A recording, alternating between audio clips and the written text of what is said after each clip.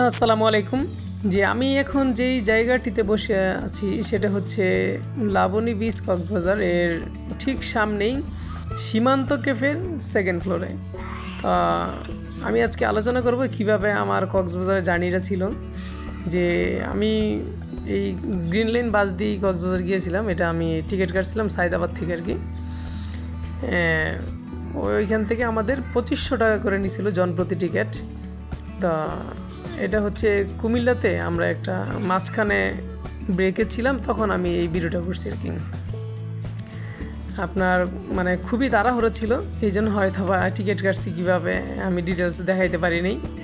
তা মানে কীভাবে জানি শর্ট টাইমের মধ্যে কপাল ভালো ছিল, হয়তো বা আমি 8টা বাজে গেছি সায়দাবাদ, 9টার বাসে আমি পেয়ে গেছি। হয়তো বা 2টা টিকিট ক্যান্সেল করেছিল নাকি একজন মানুষ, ওই হিসাবে আমি এই টিকিট 2টা পাইছিলাম আর কি।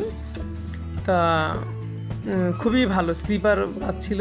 হ্যাঁ, একদম আপনার কাছে মনেই হবে না যে আপনি যে বাসে যাচ্ছেন আর কি, মনে হবে যে বাসায় শুয়ে আছেন আর কি। আমার কাছে খুবই ভালো লাগছে আর কি। তো আসার পথে মাঝখানে যে কুমিল্লাতে আপনি জানেন একটা ব্রেক দেয়, এটা হচ্ছে গ্রিন ভিউ একটা রেস্টুরেন্টটা অনেক ভালো। যে এখানে রাতের একটা ব্রেক দিছিল আমাদের, এই যে একদম হাইওয়ের পাশে এটা আর কি।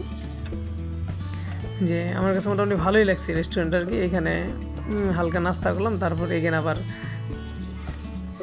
বাসে উঠে আমরা রওনা দিয়ে দিলাম আর কি।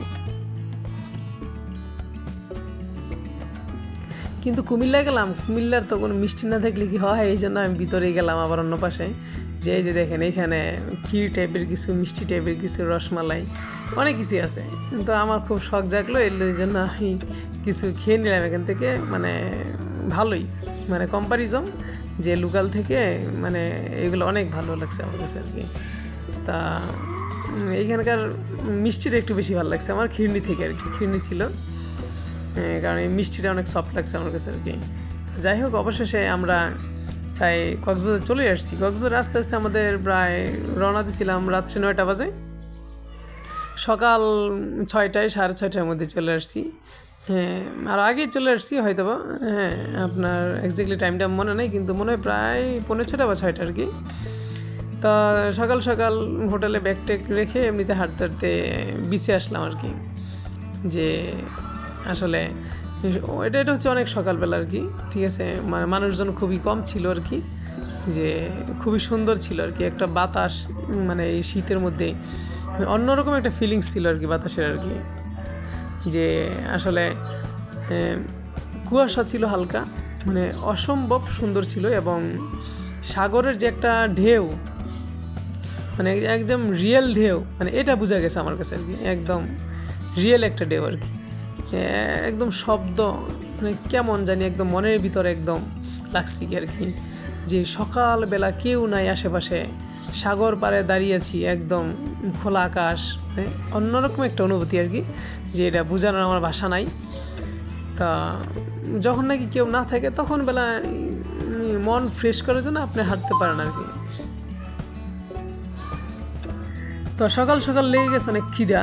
তো অনেক ক্ষুধার জ্বালায় পরে আশেপাশে একটা রেস্টুরেন্ট খুঁজলাম, দিয়ে দেখলাম শালিক একটা রেস্টুরেন্ট আছে। শালিক রেস্টুরেন্টটা আমার কাছে খুবই ভালো লাগছে। এখানে আমি সকালে নাস্তাও করছি, আবার দুপুরের লাঞ্চও এখানে আমি করছি আর কি। তো এইখানে মানে সব থেকে মজার বিষয় হচ্ছে অনেকগুলো ভূত আছে এখানে আর কি। যে ভূত বলতে যেমন ছোটো ছোটো স্টোর আর কি। জুস বার আছে আলাদা, বার্গার বার আছে আলাদা, আপনার ফ্রাই টাইপের কিছু আছে আলাদা। তো আমার কাছে ভালো লাগছে এখানে, এবং এটার পরিবেশটা অনেক সুন্দর আর কি। যে মনে হচ্ছে একটু গুছানো, ভিতরে একটু সবুজ গাছপালা বেশি, এবং অনেক ক্লিন, পরিষ্কার পরিচ্ছন্ন আর কি। তা মোটামুটি আপনার যে কলাতলি বিচে কেউ থাকেন তাহলে এইখানে হয়তো বা নাস্তা করতে পারেন আর কি। কারণ এটা আমার কাছে মোটামুটি ভালোই লাগছে আর কি, এতটা খারাপ না, এবং ওদের সার্ভিসও ভালো। এবং সবথেকে মজার ব্যাপার হচ্ছে দেখলাম আমি ওরা একটা গরম পানিতে লেবু দিয়ে তারপর দিয়ে হাত ধোয়ার জন্য আর কি। এটা খুব ইন্টারেস্টিং একটা বিষয় আর কি। আমরা এখন যাচ্ছি আসলে হিমছড়ির পথে।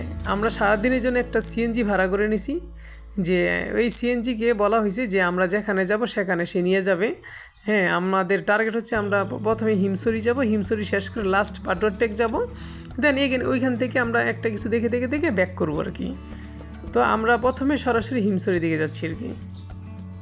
দেখেন হিমছড়ি যেতে যেতে আপনি দেখবেন আপনার ডান পাশে এত সুন্দর, আপনার এক পাশে মনে হবে পাহাড়, বাম পাশে, এবং আপনার ডান পাশে সমুদ্র পাশে সবুজ ঘাস, বড় বড় গাছ, তারপর হচ্ছে আপনার বালুর স্তূপ, মানে অন্যরকম একটা পরিবেশ আর কি।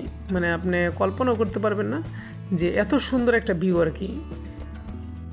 দেখতে দেখতে আসলে আমরা এখন হিমছড়িতে চলে আসছি। এটা হচ্ছে হিমছড়ির একদম পাহাড়ের চূড়ায়, যেখানে আমি দাঁড়িয়ে আমি এই ভিডিওটা করছিলাম আর কি, যে এত সুন্দর একটা ভিউ ছিল। তো যাই হোক, মানে ভিডিওটা আমি লং করতে চাচ্ছি না, আমাদের পর্যায়ক্রমে সামনে আরও অনেকগুলো ব্লগ আসবে, সাথেই থাকবেন। ধন্যবাদ সবাইকে আর কি।